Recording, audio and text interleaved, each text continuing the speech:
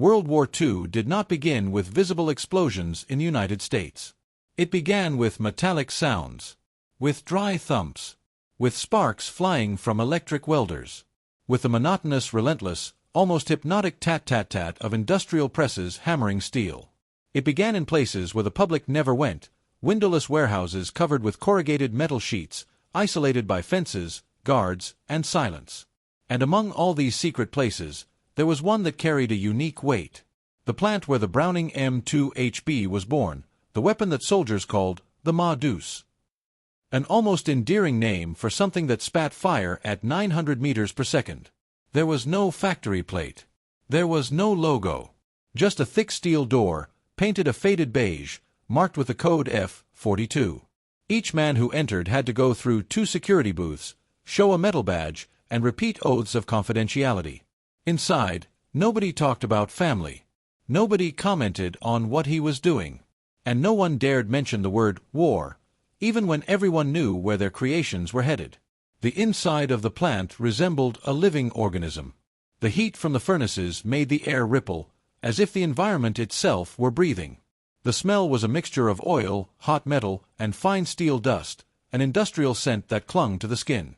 The noise was constant, rhythmic, deafening. Clang. Every.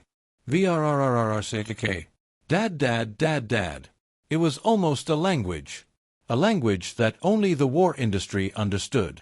On workbenches lined up like the columns of a somber cathedral, men and women examined tiny parts, springs, pins, latches, sights, each indispensable, each demanding absolute precision. There was no such thing as near perfect. For M2HB, only perfect would do. It all began with bars of chrome-plated steel, placed in enormous hydraulic presses that shaped the weapon's raw form. The machine descended with the force of a metallic bull, transforming solid steel into perfectly symmetrical blocks, ready to become the heart of the M2HB. The receiver, the part that would withstand relentless bursts of gunfire and extreme heat. The steel is blue. The machines were screaming, and little by little, recognizable forms were born. Like sculptors of a mechanical titan, the workers forged the metal using precision tools, drills, and chucks, removing every fragment that did not belong to the final weapon. The steel seemed to refuse to give way.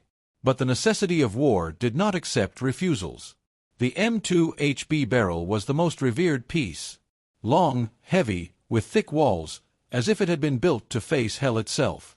Its manufacture required such tight tolerances that only a few workers were allowed to touch it.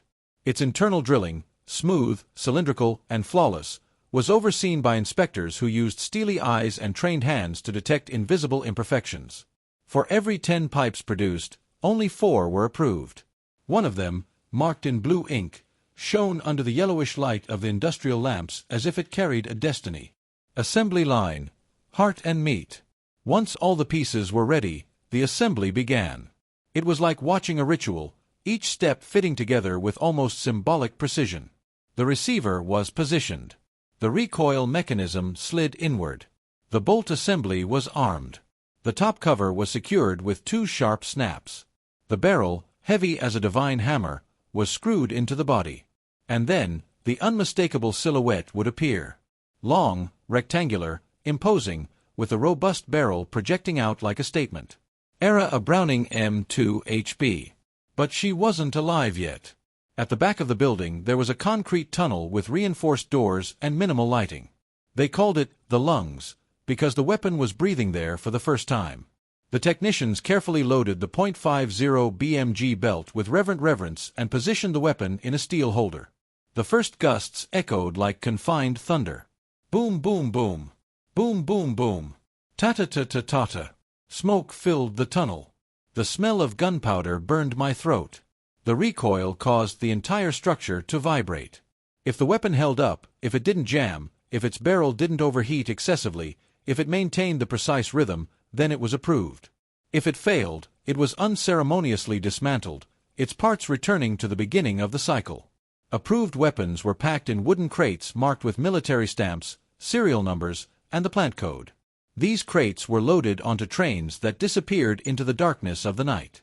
Some would go to Europe, riding in jeeps, trucks, and landing ships.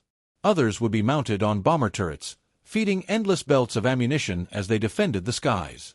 Others would be positioned in makeshift fortresses in the Pacific, spitting fire against enemy waves. Each of those weapons, each M2HB that was born in that nameless warehouse, carried with it the silent signature of the workers who would never see the battlefield. They didn't hear the screams. They didn't see the explosions.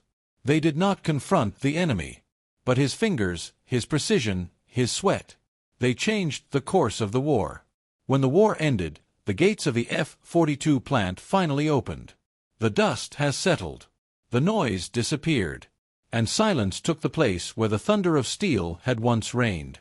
But the world has never forgotten the sound of the weapon that was born there, a deep, guttural sound that crossed oceans and marked generations.